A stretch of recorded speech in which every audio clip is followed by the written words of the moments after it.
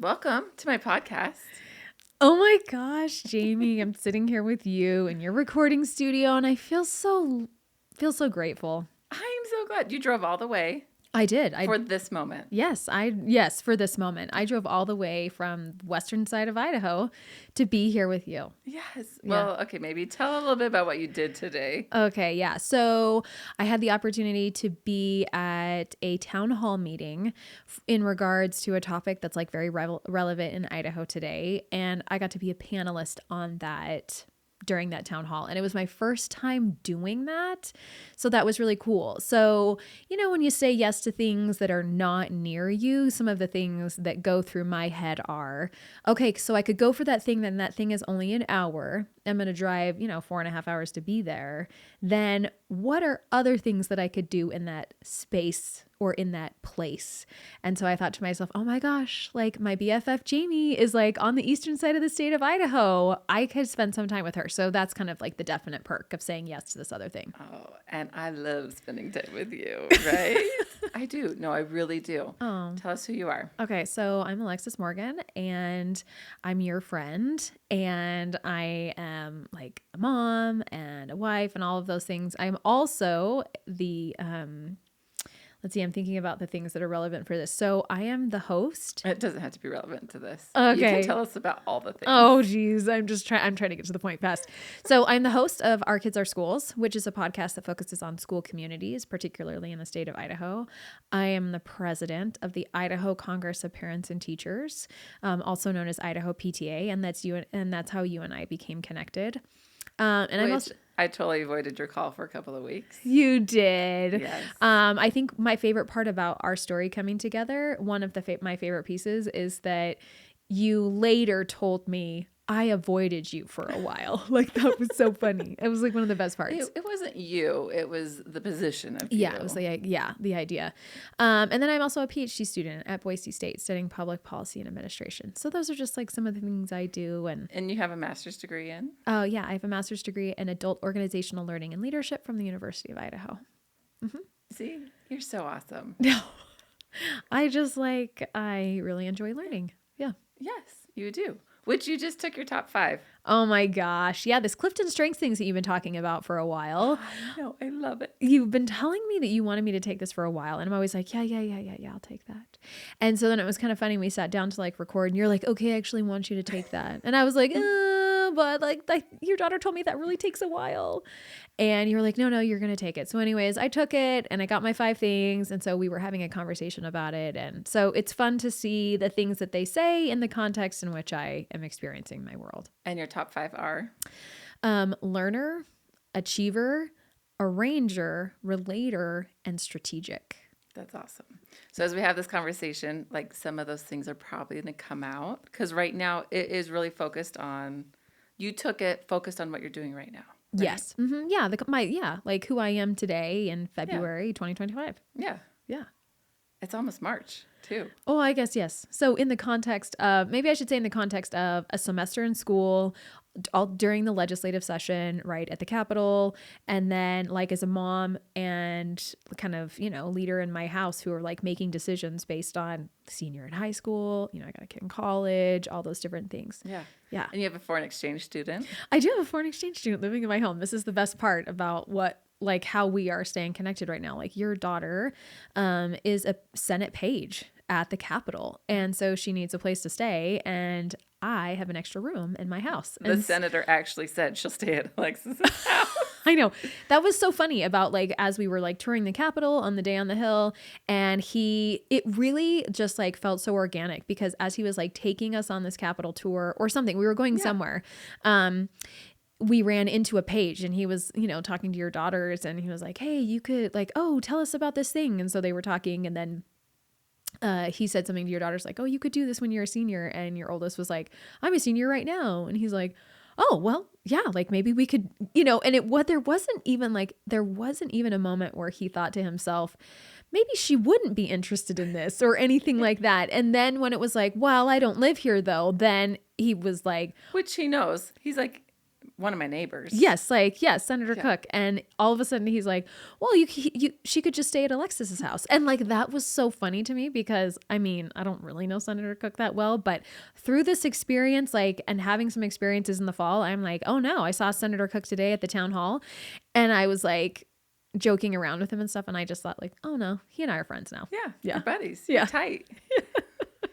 Which leans into your relator, right? Like I think so much of what you do so quickly is develop these relationships and you can connect with people. I think it's amazing. Which talk about what you did this summer. Oh, so yeah. So this summer I had an opportunity to travel around the state to meet with parents and hear from them in regards to education. So like as the state PTA president, my goal is to hear from parents because I'm the president of the oldest and largest child advocacy group in the state of Idaho. So I said, hey, I want to travel around and see parents. And there was a desire not just to see PTA parents, to meet them, but to meet parents from, PTOs, boosters, and unaffiliated and homeschool parents, because I represent all Idaho kids, not just PTA school kids. And so I got to travel around the state, and it was really an awesome opportunity to hear from parents, meet with them, understand what their experiences are, and in a way that like met them right in their communities. Like it's different when we say, hey, we're having this event, like come to my location and we'll see you, versus like, I'm coming to you. I want to understand like what's going on for you in your context. And so that was something that like I got to do and be a part of that. And I can't remember why I was talking about this, and I've like forgotten. It's been a long day. Because you're so cool Oh. and like it's awesome. What? Well, I think it takes us right into your word. So the title for this episode is Be Educated.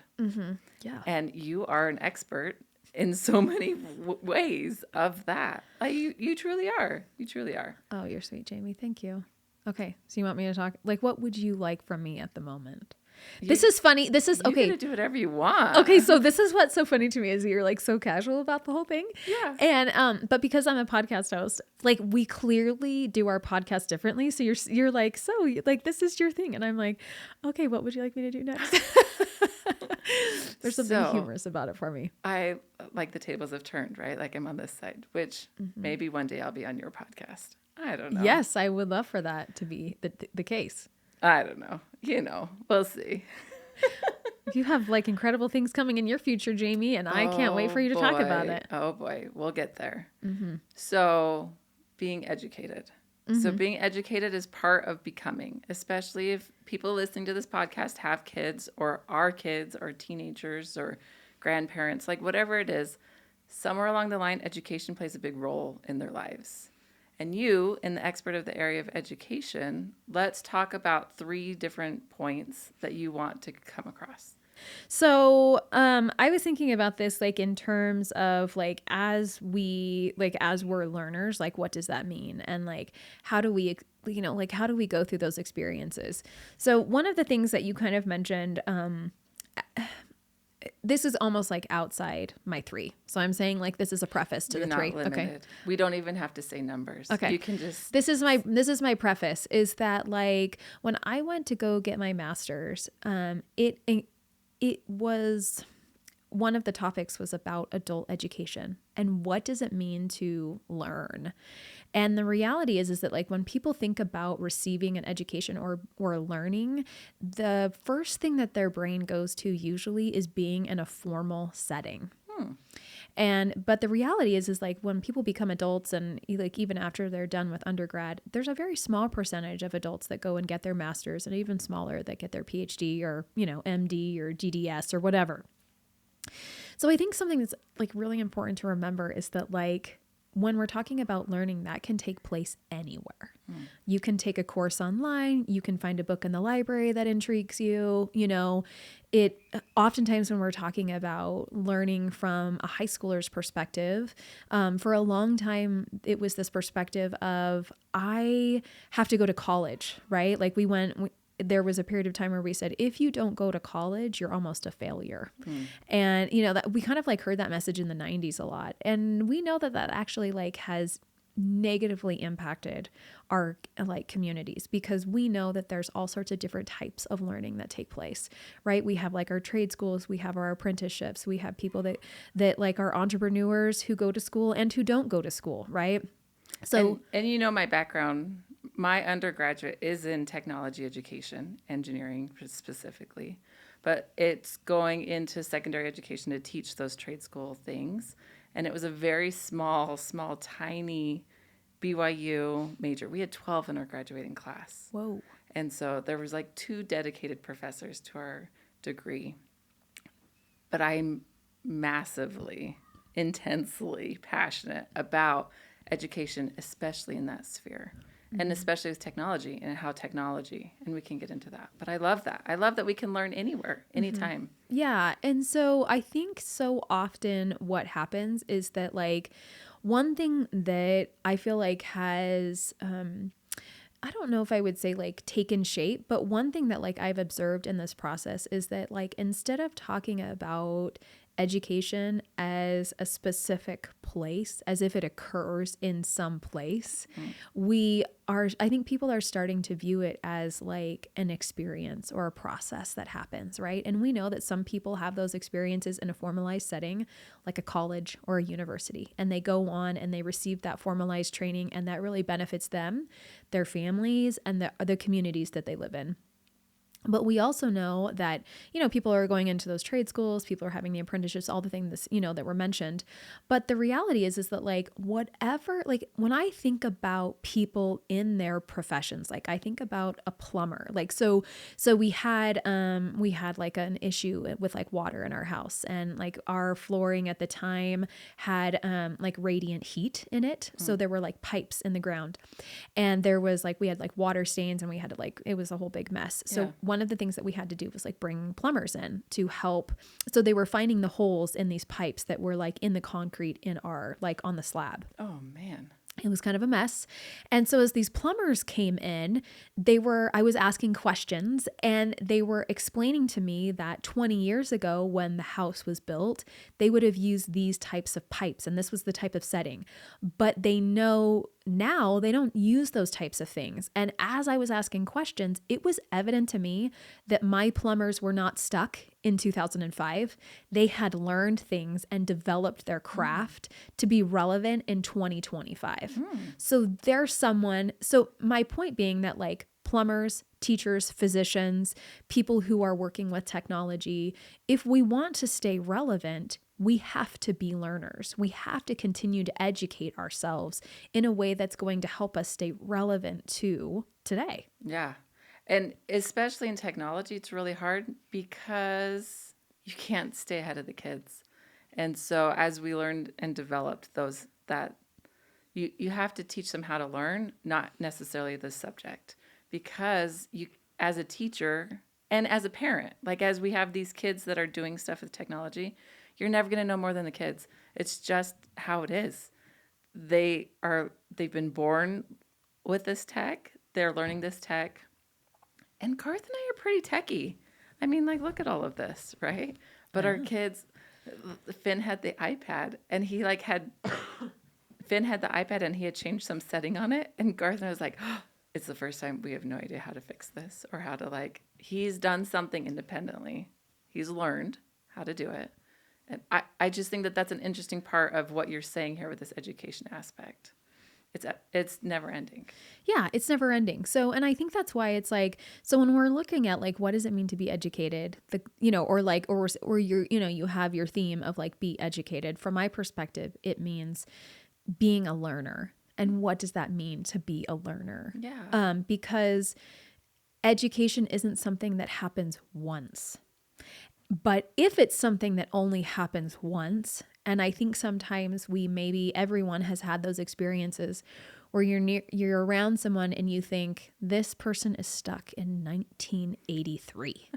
And this is really tough because they either don't understand technology, they don't understand the world they live in, and it's like really limiting, and it's hard for that person. And so there is something to be said for being a person who is a learner, and it helps us be relevant in our profession and our families as individuals. So that's kind of like, as I was like thinking about the 3 things, that is like the pre-context to what I had thought about for the 3 Perfect. things. Okay, let's jump in. So that's the context. So the first thing is, when it comes to being a learner, my favorite phrase is get comfortable with being uncomfortable.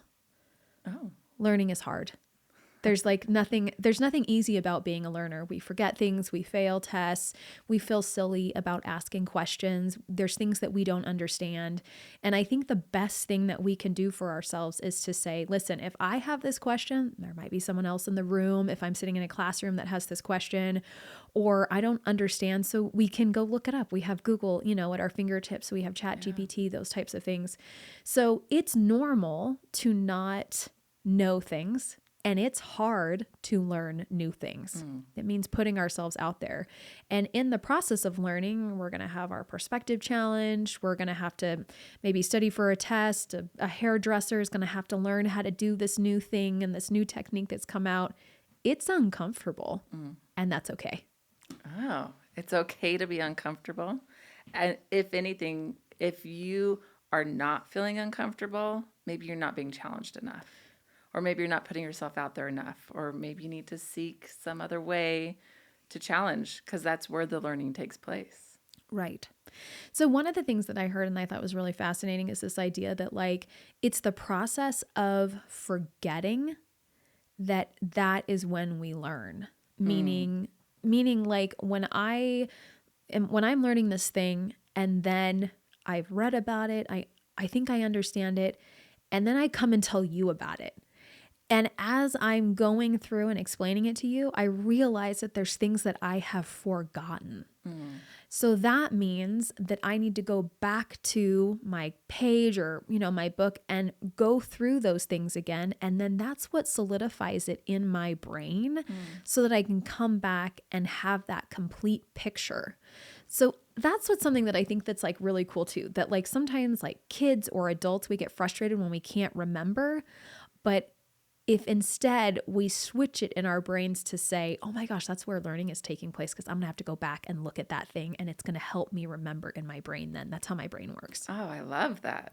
Which really is leaning into you really learn when you become a teacher. Whether not saying get a teaching certificate and then become a teacher, but teaching somebody else. And that's a huge part of, my kids are in project-based schools, and a huge part of the project-based schools is coming together to collaborate and to teach each other. And that's really where the learning takes place. I love that. That's awesome. Yeah, it is really great. And too, I think it aligns with other things where it's see one, do one, teach one, right? Where you see it and then you kind of do it for yourself and then you teach someone. And it's that act of, that's when we really know if we know something too. And the process of really solidifying it in our brains. Yeah. So anyways, and that whole process is uncomfortable, or it can be uncomfortable, especially when we're putting ourselves out there. In one of my classes, I started a stats class and it's called quantitative methods, and I have never taken stats before, and I might be the oldest person in the room, and that doesn't bother me. Well, the professor probably looks a couple of years older than me, but and a few years older than me, and I'm okay with that. But so anyways, on the first day of class, we're sitting around, and the professor's okay, I want you to tell me okay, we're going to do get to know you. I want your name. I want your program that you're in. I want to know how familiar you are with stats, and then some random fun fact. And so he chooses the woman next to me who happens to be one of my peers in the PhD program. So she kind of shares her familiarity and in her profession, she's even working with numbers, and I'm okay, yeah. So it gets to me and I'm hi, I'm Alexis, and I'm in the, public policy and admin program, a PhD student. And my familiarity with stats is that my older two children have taken AP stats. And the professor laughed. He thought it was funny because he understood what I was saying, which was, I've never taken this before, and everyone else then goes around the room and talks about their familiarity, and they've done, they did some stuff in their undergrad or, and it's been somewhat recent for them. Yeah. Anyways, so it wasn't that long ago then that a couple of classes, one class passes, and he's going through this thing, and he's writing on the board and all this kind of stuff. And he's anyone have any questions? And I was yo, like right here. So many Yeah. questions. And I asked, because like as I was like watching him like right up on the board, I was like, this doesn't make sense. Like x minus x is 0. And if you square it, like that's 0. And that's like not what's showing up here. And I didn't have the textbook yet. So I'm just, I'm following along what he's doing and like writing on my paper, and like no one's saying anything. And so I like raised my hand and I was like, yo, I do have a question. And, everyone kind of looks at me like you're an idiot, because this looks, it to them, it's like very obvious. And I said, hey, you've like in parentheses, you've written x minus x parentheses squared. That's 0. And because, it would 0 out, and you have all these numbers there. I was like, that doesn't make any sense to me. And he looked at it and he was like, oh, I forgot to put the line over this one X. And he was like, that definitely changes the meaning of everything. He's like, good catch. And I was like, damn right. It's like my desire to learn this thing and not be afraid to look stupid in asking the question actually helps everyone else in the room see and like note to pay attention, through the process. So now like we've had X number of classes, and like there was a kid asking like a ton of questions the other day. And I was like, you know what? This is so great. We're here to learn.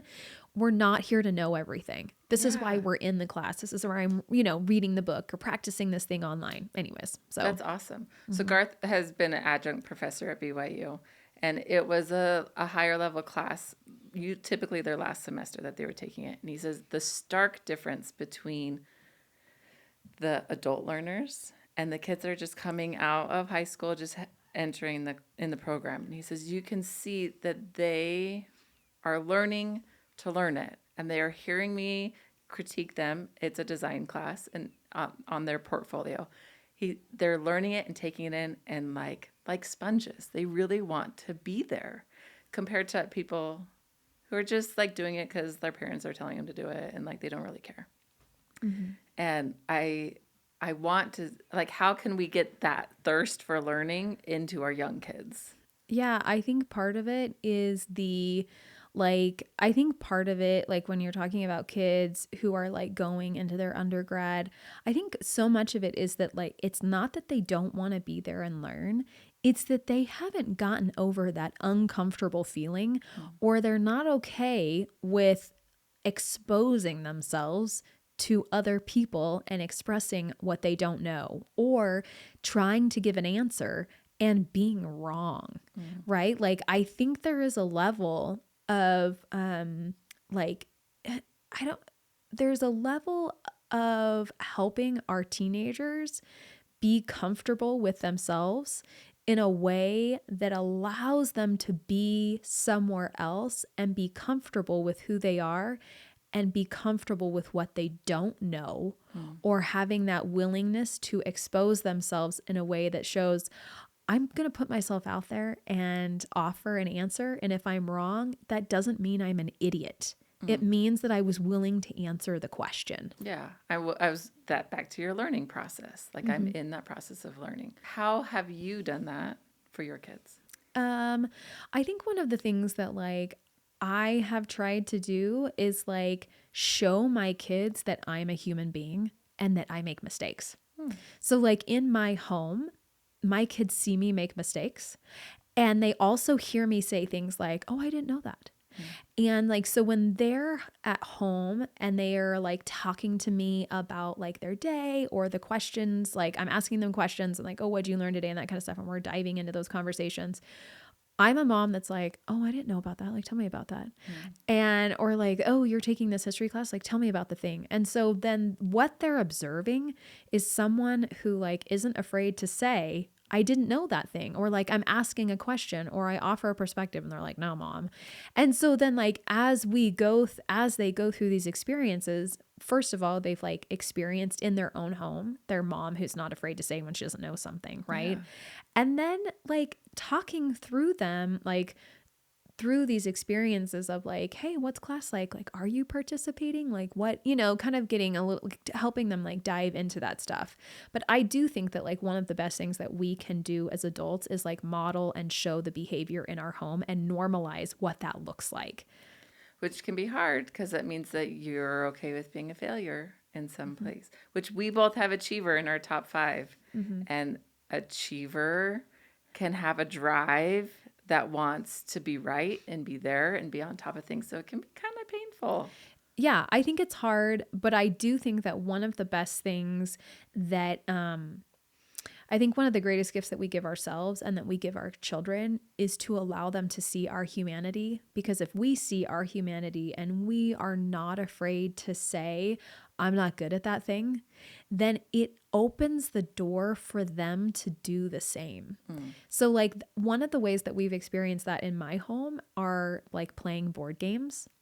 And I heard someone say like the funniest thing about like, oh yeah, you knew it was like Sunday night when like someone was like so mad after like 2 hours of Monopoly, like you hear Slam the door. slam it and like, oh yeah, like we're in it, like we're having these experiences. And so like as my kids have gotten older, always the youngest child is the one who gets so angry, about this process of losing or whatever, because I have very competitive children. Shocker. Like no one's surprised when they like meet me and then like see my kids like. And so one of the things that like I try to help my kids understand like when we're playing these games is that like sometimes the older child will judge a younger child for getting like frustrated or angry or whatever. And I have to remind them, like I know that I had a conversation with every single one of my kids. For the record, you had an adult who was like being patient with you to help you through this process, right? And so then like, what can we do for this younger person beneath you, right? To show some compassion and those types of things.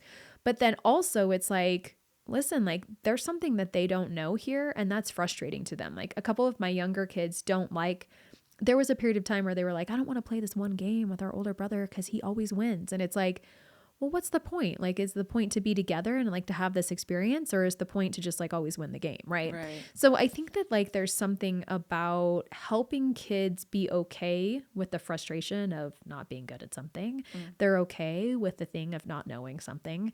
And it's okay to be uncomfortable when we're not doing as well as we want to be doing. And allowing our kids, I think, to experience that in their homes, in the safety of their homes.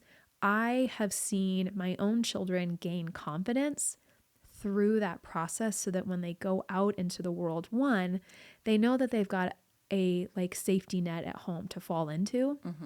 But then two, they have the courage to try it outside of the home because they've seen a parent experience it in the home, or they've heard about an experience from a parent, right? And as we're like talking about stories, and then then the kids are sharing their things that they're seeing and experiencing and observing. And it's this really incredible space where like everyone then can be a learner together just of life. I'll even say to that is sometimes that doesn't come natural for a parent to be able to do that. So we call it QT time with Joyrific, and it's quality time. Have I told you about QT time? No. So QT time, I have 7 kids, right? Oh, yes. You have 7 children. Yeah, I do. It's the best. So it's amazing. One for every day of the week, right? Yes. But QT time, so we label it and we time it. So we say the 7-year-old gets 7 minutes, my 19-year-old gets 19 minutes, and we actually set a timer and do it. And partly is, especially at the beginning, it can be uncomfortable to have these conversations that are deep, but we need to have them. So I think as a mom, I was like, I'm uncomfortable having these conversations, so I'm going to make it a thing. So it's QT time. And when I really felt like I made it as a mom, like I feel like I got a little achievement, like ding, unlocked above me, was we were sitting at a tennis match and they were playing tennis and my daughter was sitting next to me and we were talking, I guess, right? Like we were just chatting and I don't know. I was listening, but kind of not really, like it was a tennis and whatever. And she leaned over to me kind of at the end and she said, Mom, thanks for QT time. Like I really needed that today. I was like, oh, I didn't know this was QT time. But she knew that because we had labeled it, that we were into deep conversations and it was safe, that there's nothing that she could say that wasn't going to offend me or make me mad, or like it was a safe place to talk. And that happened once, but there were so many times before that we had labeled it and it was weird and awkward and like we didn't actually have good conversation. It was just, we were just doing the thing. Does that make sense? Oh, How, totally. Yeah. Sometimes if you're listening to this and you feel as a parent like I'm never going to be like Alexis because like she's the coolest mom ever. Like you can practice and make that a thing so that you can get there. Well, and that's kind of the point of being a learner, right? Is that the practicing is uncomfortable. We fail along the way, and that's normal. And it's the process of like becoming more than the process of like there is no finish line. Right? It's just the whole we're learning how to do these things. We're not earning some achievement. Right. We're learning and becoming in a way that aligns with like who we are and the relationships that we want to have, right? That we're like hoping for, striving for. Yeah. So that's like, and like your story is so beautiful because it's the idea that like, you know, I mean, there's like so many analogies, right? But the one that I think of is like, you just kept investing, right? You kept investing in that relationship, right? In that relationship bank with your child. They knew it was uncomfortable, all these types of things. So then like for you, when it maybe just almost seemed normal and you like nothing, QT time wasn't going on. Yeah. Your daughter knew what that was, what it felt like, what it meant to have mom's attention in that way. Yeah. So when all was said and done, it was like, oh, mom, thanks. And you're like, sweet, score there. And I didn't even realize that was going on, you know? Yeah. That's like, that's what we want. Like, that's what's beautiful. Yeah. And like right along the same line of thinking is sometimes when a kid is totally misbehaving, they can come and say, hey, mom, I need QT time. And it's not, it's back to that, like, kids don't know what's happening, right? Like, we're all experiencing this storm together of adolescence. But they know that something's off and they want to talk about it. And so having that safe space of something's off, I don't know what to do. Like, let's figure this out together. But labeling it so that you can come and do that. And then helping also prioritize in your own life of like, this is what matters to me. You are what matters to me, and I want to listen. Yeah, I love that. That's amazing. Okay, so you ready for the second thing? Yes. Okay, I'm like arranging myself in the chair. Like I love these green chairs. They're gorgeous. Like they're actually like so beautiful. It's just like showing up on screen. I don't know. I'll move over so people can see the pretty green chair. Like look at this. My shoulder. I've got my like, shoulder pads on. I've got a friend that makes fun of me for shoulder pads. I'm like, this shirt kind of has like. I'm like, oh no, women in the 80s like they had this stuff together, and I'm like, I really appreciate it. It's like made its way back around to like 2025. Thank you. My shoulders need it. Okay. So, when I'm thinking about this, sometimes it's like a process. Okay. So first thing is like one, like get comfortable with being uncomfortable because learning is uncomfortable. Okay. And being in these spaces and all that kind of stuff. To me, the second thing when it comes to being a learner, it's important to develop curiosity. Like we have to be curious about something. And, I did not take the time. I didn't have the time to like go up. So people should go Google this. Like, how do you develop curiosity? Because there is. So Garth has a whole episode on, because his is be curious. Yep. So there's a whole process in that. Yeah. But to me, being curious is a part of learning. If we're not curious about the thing, then we're not going to learn the thing actually. That's like, there's something to be said about being interested. Like, and so something that starts with curiosity. And one of the ways in which I think we can do that in a social setting is when I walk into a room and I look at people in the room. One of the things that I try to remind myself is everyone in this room knows something I do not. I don't have all the answers to life. I haven't had all the experiences.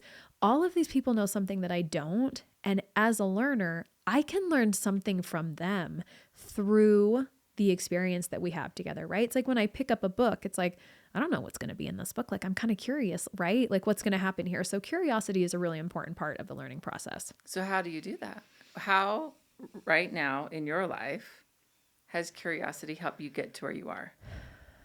Yeah, I think that part of it is one of the things that like I realized, there was a period of time in my life where I felt like pretty confident in who I was and how I was being presented to the world, or how I was presenting myself to the world. And then I had a friend who really challenged my worldview in a way that I was like, what? And this challenge to my worldview aligned at the same time with a child who was making choices that like I did not understand. Now, let me be really clear. This child like wasn't doing anything wrong. This child was just like deeply different from me. And so my friend, one of the things she said was, she was like, right now, like you're really in the weeds down here. And what you're observing is not actually like what's really, really happening here. And if you could just rise up and come to this 30,000 foot view, you're going to have a better understanding of like what's going on here. And so, because she's like, you think that the problem is lying, like lying about getting the schoolwork done. That's not actually the problem. And her perspective was the problem was kind of like overscheduled in so many different ways. And so I was like, whoa. And as I went up to that 30,000 foot view and I understood her perspective a little bit more, I realized that she was right. And so it was really kind of interesting. And so through that process of learning how to going through an experience and like trusting someone, right? Like, okay, she actually does know what she's talking about here. But then what she did was like really challenge my view of myself. So as I was like working through some of these issues, she really offered a different perspective. And what I realized at that moment was I don't have it all figured out. And I don't have it all figured out. And I can probably learn a lot of things from other people to help me through my process in life. And so then through that experience, I learned that I need to get a lot more curious about what's going on in my life and try to understand the why behind some things. Because if I can understand the why or understand the context or understand how this placement even looks in the future, then I'm going to be a better human being. I'm going to be a better mom. I'm going to be a better spouse. You know, all of those different things is going to help me show up better. And all of a sudden I realized I'm not always right. I don't have the answer all the time. And other people can help me in my process. Now that might seem like for someone like who knows me is like, well, of course, like, sure, you're a confident person, Alexis, but like, you don't act like a know-it-all. Well, maybe if you like knew me 15 years ago, that might've been different for them. Like I did come from a family of like, very kind of like, well, we're just like, we're right. Like, I mean, those people exist in the world. And I would say that like, I come from a family of that. Yeah. Like we're right. And kind of arguing for that. And I just am so grateful for my friend who wasn't afraid to challenge my perspective. And I am grateful that I was willing to take a good hard look in the mirror and like see what was there and to go, okay, if I develop curiosity, and I thought like, well, I'm already curious about other people. Like I'm interested in getting to know others. I ask people a lot of questions. So I am curious. Yeah. And maybe if I took that curiosity and developed it towards myself or developed it towards the world or developed it towards something else, that could help me progress as a human being, maybe help me get to some of my goals or what is it that I really want? Like, okay, I'm a mom, but like, what does that mean? And like, you know, and all of a sudden like getting curious and asking those questions in a way that like I had never before really benefited my life. Yeah. There was one time where I was talking about one of my kids that maybe I struggle with. And I was talking to my friend about it. And I said, you know, he and I, like, it's just like, oh, you know, like he was doing this thing and like, oh, and I was like, and she said, you know, he's like exactly like you. And I was like, oh, that was rude. How dare you say that? But when I come with curiosity, I'm like, oh yeah, actually, like I'm pretty awesome. And I am usually right. And like, he's trying to be right. He just doesn't know enough. And like this conflict that we're having, if I was to step back and be curious, like you're saying, and that's what I've been working on. And it's been like 5 years of like deep diving into this curiosity of like, it makes sense in his mind. He's not trying to piss me off. He's not trying to like ruin my life. He's trying to do the best that he can. And that's just, and I think that we have some strong-willed kids that maybe come from a strong-willed parent, a strong-willed line of family dynamics that if we could lean into that curiosity, and not be right. Like, that's so good. Yep. It's so good.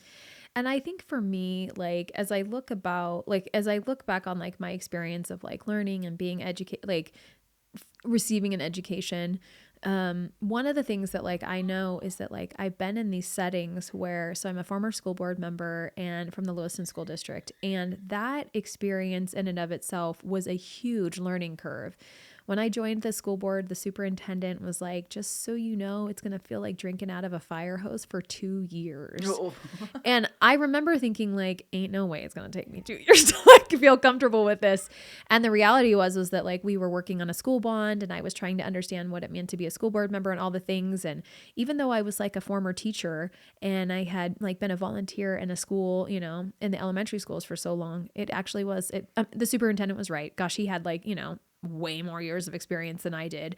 He really knew what he was talking about. And so, but through that process, one of the things that I did was I asked a lot of questions and in a public setting. So I'm asking questions and I remember kind of some of my first meetings, like being really quiet and like not understanding some stuff and asking some questions.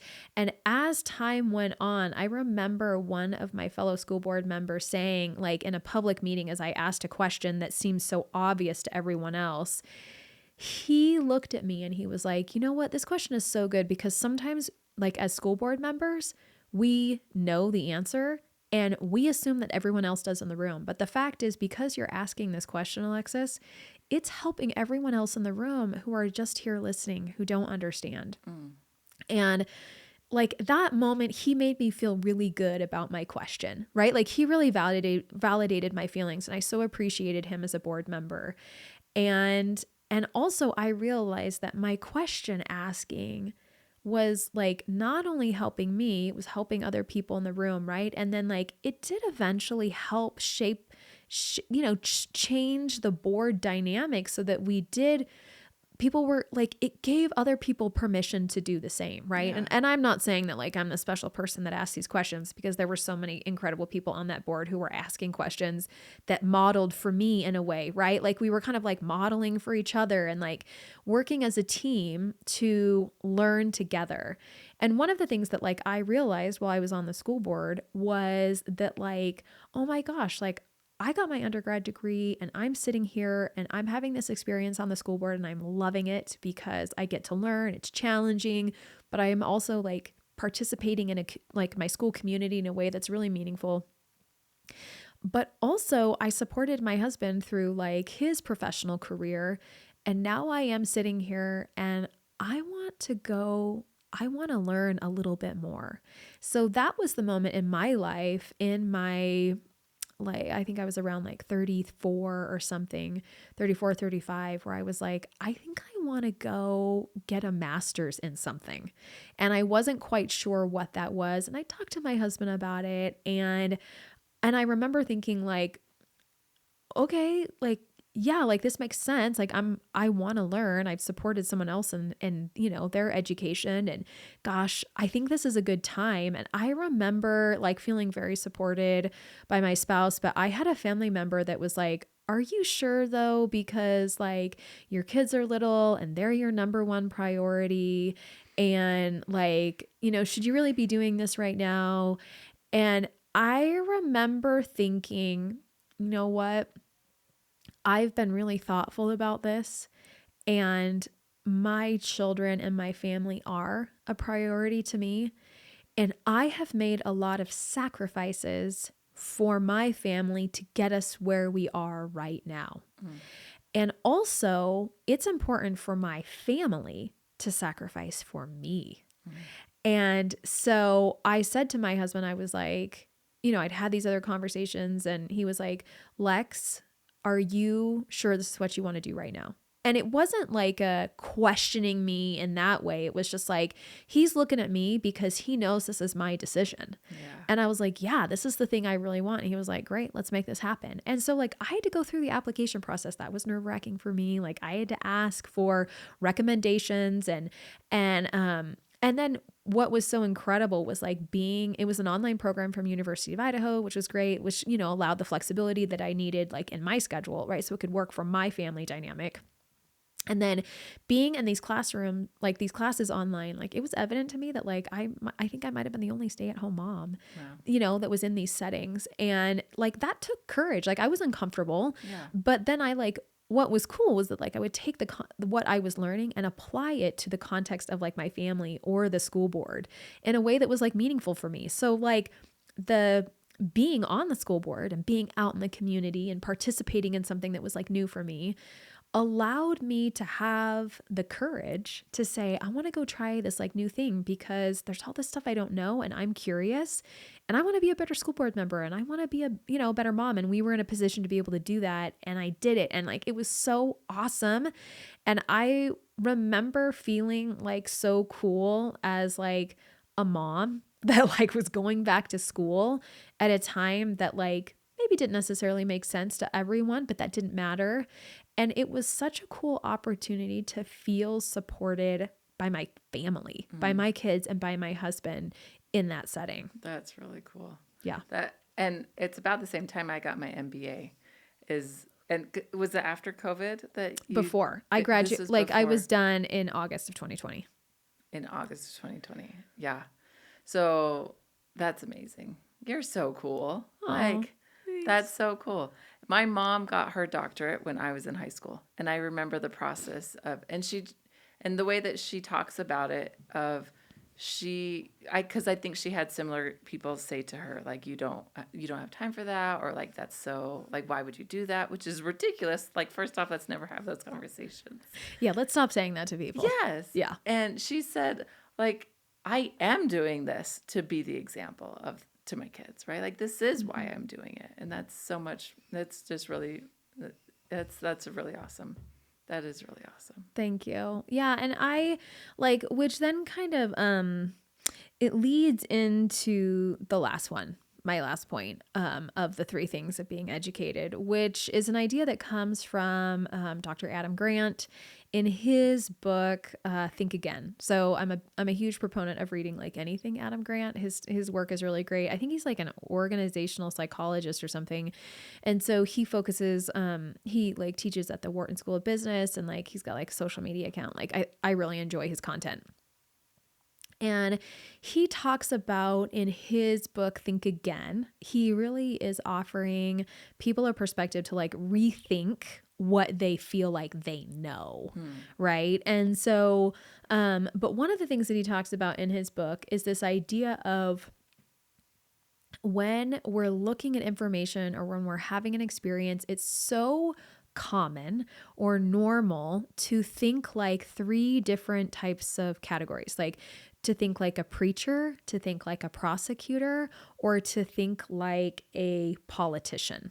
Okay. It's normal for people to think in those categories, right? So like we look at like a politician, for example, and like they have this bill that they want to, bring in front of people. And so they're going to spin the narrative in a way that's going to help them get that bill across the finish line. Or when we look at like a prosecutor, for example, they're getting, they're hearing some different things and but they really want, they're there to prosecute someone. So, this person's been brought to them and then they're going to gather the information to support showing that person, that the prosecutor, they want to, prove that they're right, in that court of law.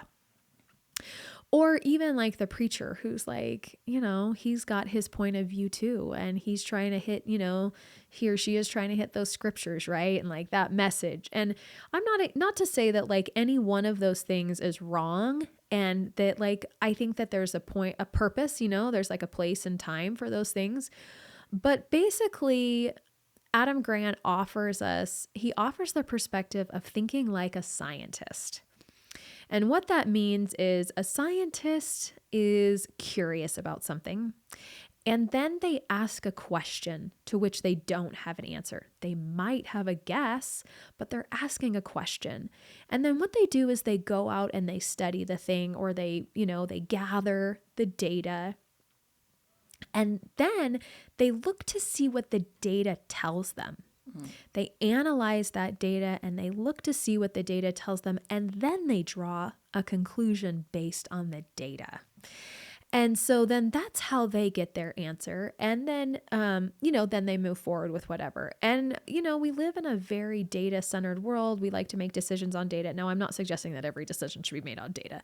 Clearly, when I took the Clifton Strengths, like I was relying on like values and feelings. Okay. So and like what's in my heart. Like I go off of that a lot. But I do think that it's really fascinating, even like when we look at why I was here today, right? Like the main reason I came over for the town hall meeting on vouchers, the data, there was an individual who came to Boise from, he's a professor in Michigan, and he has been studying vouchers for 20 years.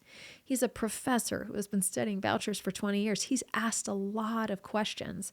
And what the data shows are that vouchers are not good for kids. They're not good for taxpayers. They're not good for communities. And so it's super fascinating to me, right? Like when we see this come in, there are definitely people who have this perspective of, I really want vouchers in this community. And they're going to find those one-off cases or, different things that are going to support their narrative and push it. But the reality is the data showed us doesn't support that narrative.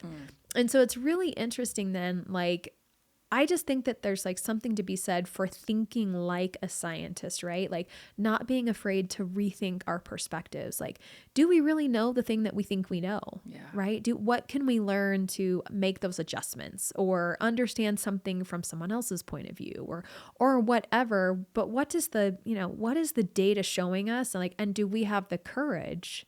Are we okay with being uncomfortable in being wrong with what we thought we knew? And making the adjustments as needed. Yeah, which isn't always easy or comfortable, which goes back to your point one. Yep. Mm-hmm. So I think that this is a cycle. It's not a 1, 2, and 3. No. Yeah. You kind of like, you have, you lay the groundwork kind of like what we talked about, right? Where it's like, we can acknowledge that learning can take place in lots of different places and spaces, and that we have to be okay with being uncomfortable. We have to get curious, and that like we have to like rethink things and think like a scientist in that way. Yeah. I think, it can be really helpful. And one of the things that like I have experienced, so like COVID happened and I was in the home with my kids and all these different things. And I was like going out and having these experiences and like applying for different jobs and not getting them, but also realizing I didn't want them. Yeah. Right. And having these experiences. And I go back and I look at some of, like, I got to a point where I was like, I had this feeling that I knew I wanted to do something and that I was so good at supporting other people's dreams and what they wanted and all those. I'm so good at doing that. Like as a mom, mothers are so good at doing that. And then, but like, there was this feeling where I was like, I know that I want to do something else and I'm not quite sure what that thing is. Mm-hmm. And so I had to like stop and go, okay, what have my choices showed me so far? What have I really enjoyed? Okay. Like I like learning. I like being on the airwaves on the podcast, and I like, advocating for like kids. Like those are some of my favorite things. Right. Yeah. And so then finding things, looking kind of into the future a little bit, or having doors open and taking those opportunities. And one of them was trying to decide if I should apply for a PhD program, because sometimes it's kind of like, okay, well, I'm not doing anything else. Maybe I should just like go do this thing. And I am here to tell you that like, if you're trying to like fill your time, don't fill up the PhD, because it's like pickleball or something. Yeah, you can find something else. You can find something else. But if it's something you really want to do, like go for it, right? Like kind of one of those things. But I remember as I was like trying to gather my data on like, is this the right time? Do I have like the stamina? Do I have the courage to do this? Is this like going to be good financially for us? All of those different things. As I was like getting ready for all this stuff and applying, and then I got in, and at the same time, my oldest had been applying for college. And oh, you guys were playing at the same time. I know. And I had some just really special experiences along the way that like my oldest was just like, Mom, actually that's like really cool that we're going to like be starting college together. And I was like, okay, cool. You don't think this is weird. That's really nice, you know? And then one of the things that like was really important to me, like I like to spend time with my kids. I like being available for my children and being involved in the things that they are, like as a volunteer and on the sideline and cheering them on. And it was important to me to not feel like the thing that I'm doing right now was going to be like taking away from some of the specialness with my kids in these moments of their lives right now, because I have 3 children who like very quickly were like, boom, boom, boom, you know, like graduating from high school. I've got a senior right now and I've got a junior. And I remember like asking my junior, you know, I'd kind of like gone through a year and it was tough and hard. And it was like hard to keep track of like all the things and be there and all the kind of stuff and the learning. And I tried so hard to do my studying like during the day while my kids were at school and stuff, and, you know, be in all the other places for the stuff. Anyways, this last fall was, it was nice. I only took 1 class, and I remember asking my junior, if my thing that like I was doing was taking away from his time. Oh, interesting. And like, do you feel like I'm there for you less? Because, you know, and he just was just like, no, I don't feel like this is taking away from my thing. And I think what you're doing is pretty cool. And I had an experience like with my oldest kid where he was just like, Mom, like, I'm actually like so proud of you. And like, I love telling my friends like what you're doing. And like, I love hearing about your experiences. And like, what I hear from my kids, it makes me like emotional when I think about it. But like one of the things that I hear from my kids and my family is that like there's like been a model of like, Mom, you're a human being and like you have worked really hard to be there for us and like model something that like is meaningful for you. But we also see that like learning is a really important part of life. And we love that like you're out there doing that. And I think one of the most beautiful things that like, this is like life, you know, thoughts from Alexis, but like, I think one of the most beautiful things that like we can show our kids is that we are learners and that like we want to be a part of this human experience with them. And that connection that we can make with them is something that like will last a lifetime. And that to me is like the value of receiving an education from the perspective of that like we're learners, is that like I happen to be 22 levels ahead of my kid. I was 22 when he was born, so I talk about life as in levels, okay? So I'm 22 levels ahead of him. But I'm still learning in this life. And so is he. And we can be having learning experiences in different spaces in our lives, but we can both be learning, or we can be learning together. And to me, that is a beautiful thing that a parent can teach their child. Yeah. Which is a forever evolving lifetime thing. And I think sometimes when we are a parent, which I feel like this is why I started Joyrific. I wanted to stay home. I wanted to be that parent. And then I was home and I did not want it. Like this was just like diapers and laundry and like cooking. And it wasn't really what I wanted. It's what I said I wanted. And then you're in it and it's messy. And I think I leaned really heavy into, I'm going to make this whole mother thing, like I'm going to be the coolest CEO of our household. And I leaned heavy into that for 15 years. It was a long time of, I didn't really like what I was doing. I'm a good person. I love my kids and I have lots of them and I do love kids. But sometimes it's hard. It's really hard. Especially when you are a CEO, you're able to hire and fire people that you want to be in your organization. And as a family, you don't get that option. They come to you and maybe you can adopt or foster or other things like that you have some inkling of an idea of what this human's going to be like. But as a family, you are connected on this eternal level that isn't always clean and clear. It's very messy. And I love what you're saying here of how hard it can be, but leaning into your confidence and who you are being educated has helped so greatly. I love that, Alexis. Oh, yeah, thanks. Thank you for sharing. Yeah, well, thanks for having me here today. It's been so awesome. It's like my favorite thing. I can't stop talking. See, and like I never look at the clock. I don't even know. But like as you know about Joyrific, have you seen the Joyrific chart? Do you know about Joyrific?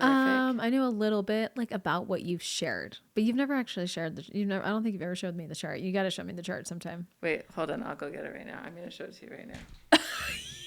You're so funny. Have you never seen it? No, I mean, like, I feel like I've seen like your stuff. Okay, this is amazing. Okay, so part of the Joyrific concept is, what do you do when you don't have your ears on? Which ones don't have ears? Yes, sad, temper tantrum, whining, and grumpy. So if you don't have your ears on, you go down and visit the caution sign. And on the caution sign, there are 4 different, really 5 reasons of why you won't have your ears on, which are physical function, attention and expectations, food and nutrition, sleep patterns. So as we can identify that with these humans that are in our organization that we can't get rid of because they're our kids and we love them. Yes. What happens to them affects us, but only they can move their magnet and only I can move my magnet. And so that concept of taking ownership of who we are and how we feel, and that's what you're describing here, is you know who you are and how you feel, and you're going to be helpful in the world. And that's in the top, right? Being helpful. Yep. And going out and helping others, and how that example teaches them more than sitting down in a lesson and teaching them. Yep. I love it. This is darling, by the way. Like, I love this. Look how great you are. You came up with this. I did come up with it. You rock. Look at that. Joyrific 2024. You just like printed this recently. Yeah. Do you have like copyright? Do you want my original one? I made it before emojis were a thing. That's crazy. Yeah, I did. You were ahead of your time. You're a trendsetter. That's what that tells. That's what that tells me. But do you want to know what happens? It's because I made it when I had like a 5-year-old and a 3-year-old and a baby, and now I knew nothing. Because now I have had teenagers, and I go back and listen to like 2011 Jamie, and I'm like, oh, sweet Jamie, you have no idea what's coming. Because like it's hard. Oh yeah. There's always, I look at like the young 20 moms or like the young 30s and like listen to them talk. And I think to myself like, oh yes, I remember thinking that too. And now I'm here and I know so much, and I'm just like sitting in the world and I'm like, I know that the 60-year-olds are looking at me like, oh, Alexis. Like, this is the cycle. This is the levels that we all get to. Like, that's the point. We're all just having these experiences. Like, that's the point. Yeah. And keep showing up. Keep showing up for your people. Keep showing up for yourself. And like, right? Be comfortable. Like, get comfortable with being uncomfortable. Get curious. And like, think like a scientist. You know? Don't be afraid to like. And close the door when you're talking. I love it. Don't be afraid to rethink something, right? Rethink what we think we know. Yeah. Rethink. Well, maybe that needs to be rethink. That doesn't make any sense. But like, Think I need again? to change your title. Be stupid. Maybe that's what it needs to be. No, that doesn't make sense either. No. Be smart.